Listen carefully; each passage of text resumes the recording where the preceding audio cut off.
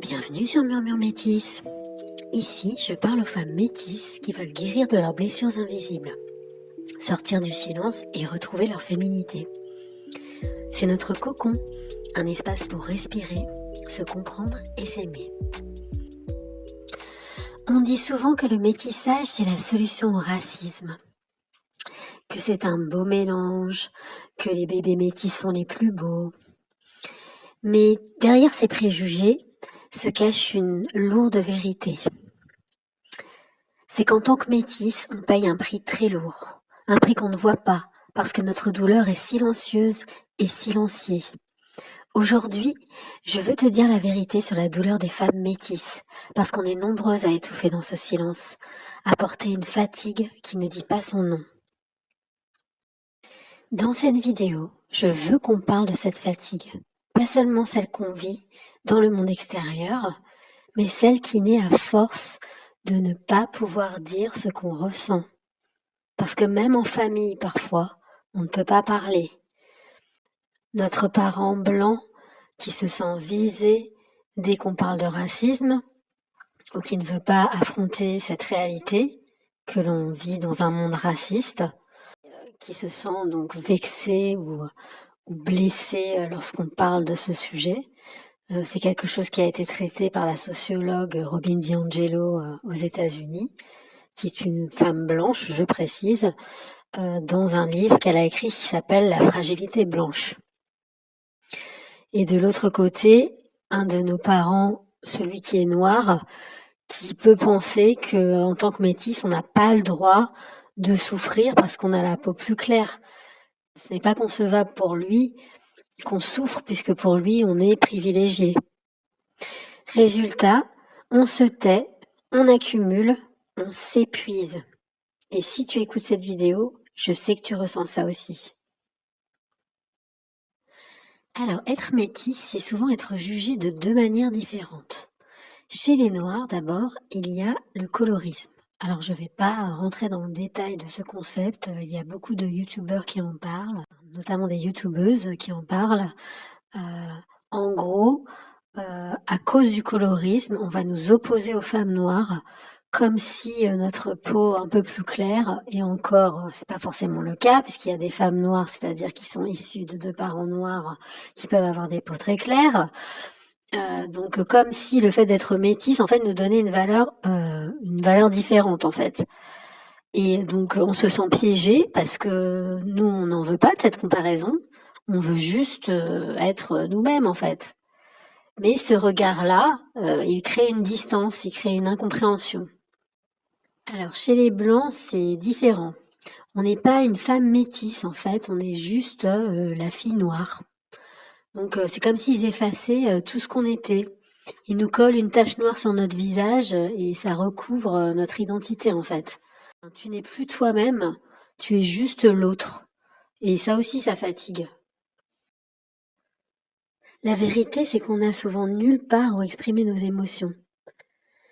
En fait, il n'y a pas de refuge pour une femme métisse. Même dans nos familles, il y a ce mur invisible, comme je viens de vous l'expliquer. Parler de racisme avec un parent blanc, c'est marcher sur des œufs.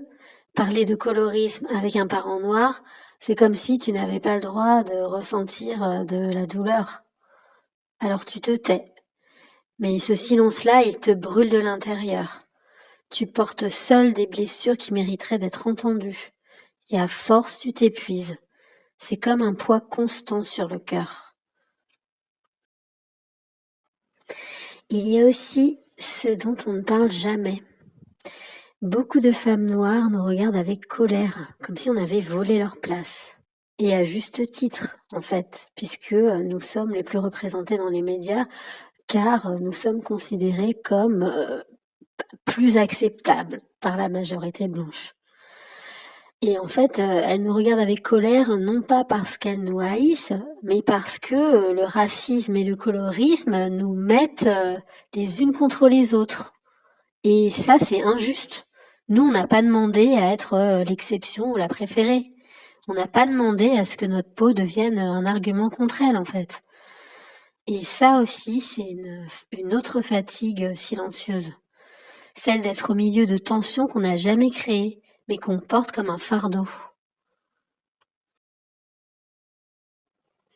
Alors comment guérir de cette blessure silencieuse, de ce poids omniprésent que l'on porte en tant que femme métisse? Alors pour moi, la vraie guérison, en tout cas, ce qui est sûr, c'est qu'elle ne vient pas du combat. En tant que femme métisse, on a tendance à vouloir se battre contre le racisme, on a tendance à vouloir se battre pour protéger, entre guillemets, nos sœurs noires. Et en fait, pour moi, ce n'est pas notre rôle. Nous n'avons pas besoin de prouver qu'on mérite d'exister. On est là, c'est un fait, et il faut l'accepter. Et alors, c'est d'abord à nous-mêmes de nous accepter tels que nous sommes, comme un tout, d'intégrer en fait nos deux parties. Pour moi, je suis noire et blanche en fait. Je suis les deux. Et pour moi, c'est ça la pensée métisse, c'est s'accepter entièrement, complètement. Et tu sais quoi, quand tu fais la paix avec toi-même, tu sors de la lutte.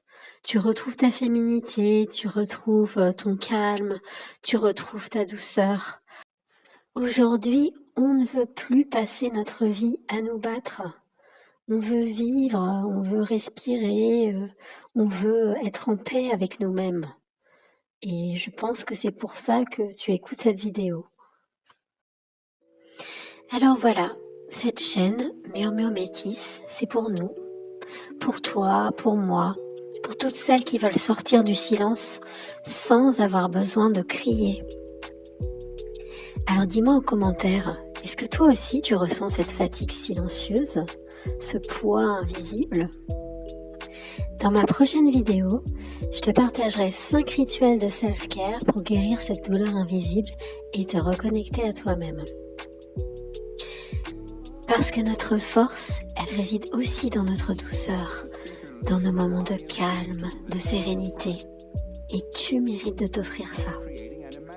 Et n'oublie pas, tu n'es pas une moitié de quelque chose plus une moitié d'une autre. Tu es entièrement toi-même, sans compromis, et tu n'as rien à prouver. À très vite dans Murmure Métis.